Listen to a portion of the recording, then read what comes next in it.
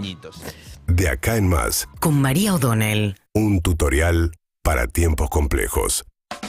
Bueno, una cosa que me quedé pensando, que charlábamos recién acerca de la película del juicio a las juntas 1985, que va camino al Oscar, veremos cómo le va finalmente en la ceremonia del 12 de marzo, que tiene que ver con lo que está pasando en El Salvador, fíjense cómo lo ato, pero en El Salvador habrán visto, a mí me impactó muchísimo las imágenes de esa como marea de pandilleros pelados y semidesnudos, apenas con un calzoncillo, con esposados de pies y de manos, pegaditos uno al lado del otro, todos tatuados, entrando a lo que es la nueva cárcel que armó Bukele en El Salvador para los pandilleros, que es un presidente que ha logrado un éxito arrasador con lo que era el principal problema que tenía El Salvador, que tenía que ver con los pandilleros y las maras, que es un fenómeno que nace en los Estados Unidos a partir de lo que era la criminalidad en Los Ángeles, cuando Estados Unidos empieza la política de, ante el delito joven, deportarlos. Y entonces empiezan a volver a El Salvador jóvenes que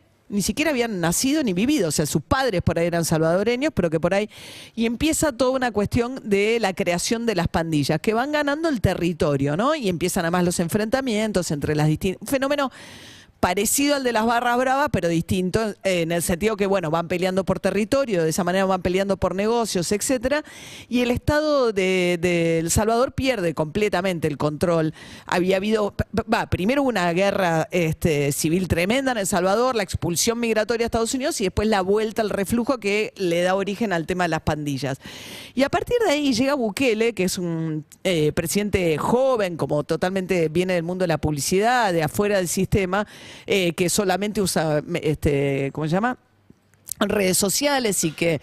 promueve todo el uso de criptomonedas y demás. Sus primeras medidas tuvieron que ver, y lo denunció, hay un medio muy interesante en El Salvador que se llama El Faro, que es un medio digital, un diario digital que hace un trabajo extraordinario, súper premiado en todos los premios de investigación periodística, porque hacía un trabajo muy difícil con las pandillas, de poder cubrirlas. Y al principio lo que denuncia El Faro es que lo primero que hace Bukele es hacer una negociación con las pandillas. Entonces negocia con ellas y logra bajar calmar la calle y que baje los niveles de criminalidad que en El Salvador eran altísimos.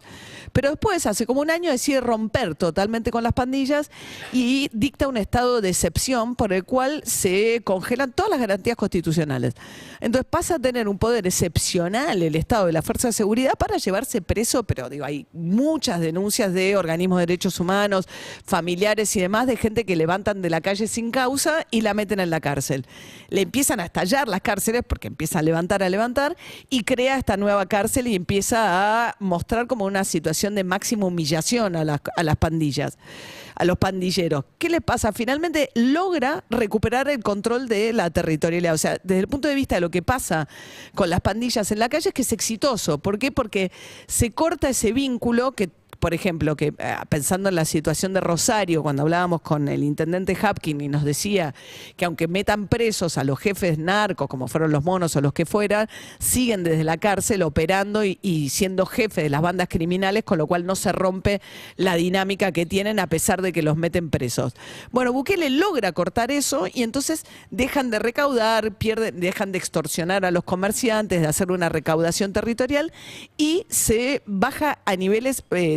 inéditos la criminalidad en El Salvador y empieza a haber una enorme popularidad de parte de Bukele. Tiene una popularidad del 80-90% porque la gente está agradecida de vivir en una situación de máxima violencia a vivir en circunstancias de calma, de paz. Pero claro, el tema es el precio que eso tiene. Yo el otro día veía el título del diario La Nación, que tituló el domingo "Combatir al delito a cualquier precio", era el título, y pensé, dije, mirá qué buena influencia en realidad tiene la Argentina después del juicio a las juntas, que es a cualquier precio, ¿no? Poder notar, saber que cuando haces las cosas de determinada manera, el precio después puede ser muy alto. Hay un primer momento de alivio y que eso te da un rédito impresionante, pero ahora, esa situación de los pandilleros en esas cárceles, de esa manera, son cárceles además además condiciones terribles. Y además, a propósito, en muchos casos empiezan a cobrarle a los presos, a decirles a las familias que si no les llevan comida o lo demás, van a dejar de darles sus alimentos, que son los propios familiares los que tienen que proveer los víveres básicos para esos pandilleros que están alojados en esas condiciones en las cárceles, que en el corto plazo le da un éxito fenomenal. Ahora, es un problema también, en el mediano y largo plazo, qué tipo de reinserción, si es que alguna pensás dar, después de lo que pasa en esas cárceles. Pero en el corto plazo el impacto es fenomenal, de un éxito extraordinario. Y bueno, y justamente en 1985 trata un poco de eso la película, ¿no? Donde empiezan a discutir en un momento del juicio respecto de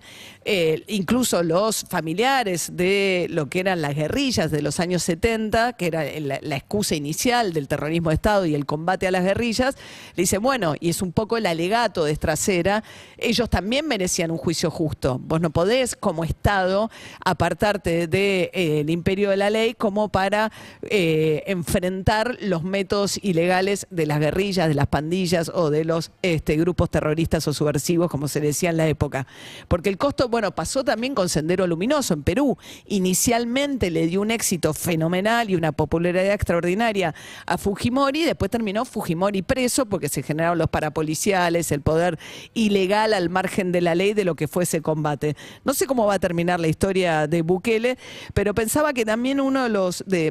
los legados que nos dejó, y me fui por otro lado, fíjense, no pensaba ni hablar de esto, pero bueno, el comentario se me fue para ese lado, pero pensaba que al leer el título de La Nación el domingo, que dice combatir el crimen a cualquier precio, es que parte del legado del juicio a las juntas y de lo que fue el alegato de Estracera del juicio a las juntas, que es ese final medio apoteótico que le dan a la película, que si bien no es estrictamente documental, obviamente tiene mucho documental, o por lo menos de registro de aquel momento histórico, de lo que fue el juicio. Ese final es un poco la razón por la cual tenemos esa mirada incorporada cuando La Nación dice combatir el crimen a cualquier precio, ¿no? Notando que eso tiene un precio en el que hay un Estado se aparta, digamos, de lo que son las garantías que tiene que entregar, y en un estado de excepcionalidad que además lo extiende por muchísimo tiempo, porque además lo prorroga y lo prorroga, porque además a medida que sube la popularidad también se va envalentonando porque le permite sumar más poder y avanzar respecto de la suspensión de lo que son todas las garantías de defensa y derechos constitucionales para, bajo un régimen de excepcionalidad, dar este golpe tan repentino y tan rápido como lo hace Bukele. Así que bueno, en estos días en los cuales hay mucha conmoción alrededor de América Latina mirando el caso de Bukele y lo que está pasando en El Salvador y qué conclusiones sacar acerca de eso. Creo que la película del juicio a las juntas es un poco un gran aporte desde la Argentina y de nuestra trágica historia a cómo mirar esos procesos y las alertas que esos procesos o los problemas que esos procesos después traen.